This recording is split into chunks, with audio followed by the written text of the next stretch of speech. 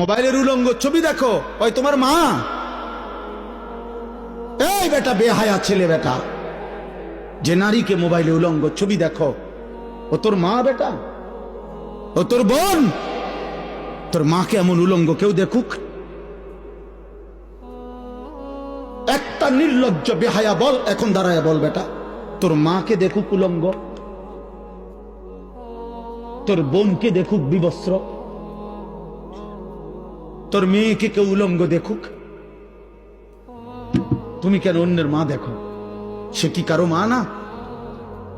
সে কি কারো বোন না? সে কি কারো মেয়ে না?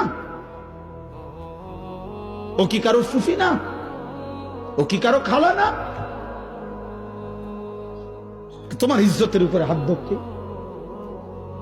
তোমার ঘরের সংগ্রামের উপরে। অনেক নাফরমান আছে এমন, যে মূলত এমন নিকৃষ্ট, যে যার ভিতরে এমন মানসিকতা যে আমার বোনের সাথেও যদি কেউ হারাম সম্পর্ক করে আমার আপত্তি নাই, কারণ তুই তো মানুষ না, তুই তো জানোয়ার।